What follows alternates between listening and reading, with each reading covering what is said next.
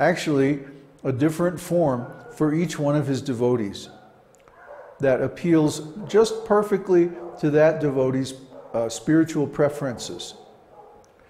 So the question that I would ask is, what form of the Lord do you like?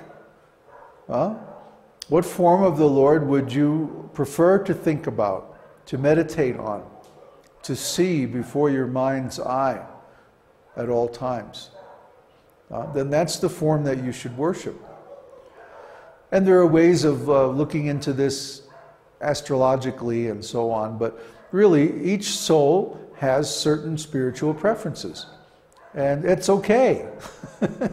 Guess what? You retain your individuality in liberation. This is not Mayavadi philosophy, or neither is it some kind of regimentation where everybody has to think the same way.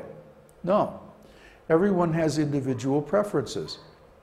Krishna made all of us different so that he would have a variety of service to enjoy.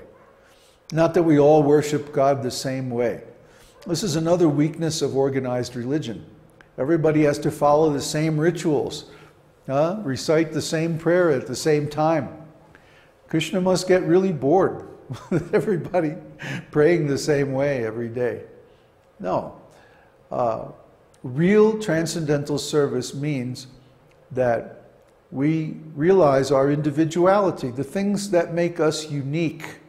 Each living entity is different because Krishna wants to enjoy those differences. So, the question is, what is our preference? Like when I came to devotional service, I knew from the first 2 weeks I was in the temple that I was into conjugal love. There was no doubt about it. It was just so clear. So those are the forms of the Lord that I prefer to worship. The Govinda form, the Murali Varana form, where Krishna is playing the flute. I mean, I was a flute player myself. How's that? So I can understand from a flute player's perspective how Krishna can enjoy playing the flute in the forest, and how the ragas that he plays on his flute signal the different moods. And I mean, these are the pastimes I'm attracted to. These are the forms I'm attracted to. But everybody's an individual. You see? This is why we don't, for example, in our lineage, some lineages, the guru tells the disciple what is their eternal identity. But in our lineage, we don't do that. That's called Siddha Pranali. What is your realized form? Your Siddha Deha, your spiritual body. The Sahajyas do that. The Babajis in Vrindavan do that. But we don't do it. Bhakti Vinod wrote that if you want to inquire from your spiritual master, what is my eternal form, or what is my eternal service, he may suggest something. But then if the disciple doesn't like it, he should go back and say, no, I'm not comfortable with this. He wrote that in Jaiva Dharma. So what does that mean? That means we have to honor the individual will and preferences of the living entity. Krishna gave us free will. So it's a gift from God. We have to respect it. And if we don't, it's an offense against devotees, at least in my opinion. We have to be respectful. We have to honor the freedom of choice of every living entity. We can't force anybody to do anything, especially when it comes to spiritual life, or we're committing an offense. So my question to you is then, what form of the Lord would you like to worship? What is your preference? What are you attracted to? If you read Srimad Bhagavatam and you see all these descriptions of different forms of the Lord, which one appeals to you? It's a matter of aesthetics. Some people are more attracted to the opulent Vishnu forms, Narayan, who emanates the total material energy. Some people are more attracted to different forms in the Vaikuntha planets, the four-arm forms of the Lord.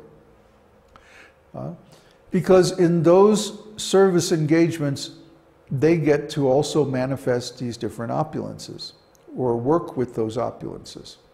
So people who are attracted to opulence can have their engagement in the spiritual life. People who aren't attracted to opulence are more attracted to maybe his Narayan forms, who are great sages performing austerities up in the Himalayas. Some people like to worship Krishna's form as Vamana, the brother of Lord Indra. Other people like to worship him as Narsingha. Some people like to worship him as Krishna. It's an individual preference. This is a misunderstanding or a distortion that has crept into ISKCON especially, that everybody should worship Krishna. Well, no. Lord Chaitanya didn't support this. There's a story in the Madhya Lila about a Brahmana who, what was his name? Miniketa Ramdas. Miniketa Ramdas was a Ram devotee.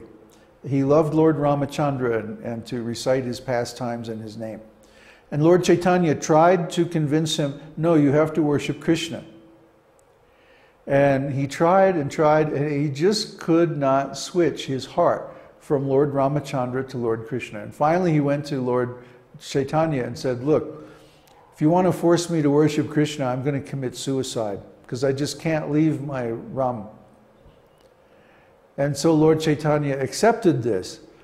He said, yes, I was just testing to see how strong your devotion was to Rama. You see?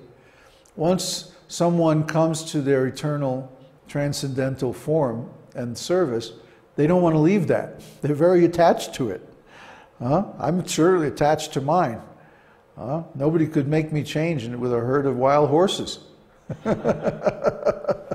Or lions or whatever.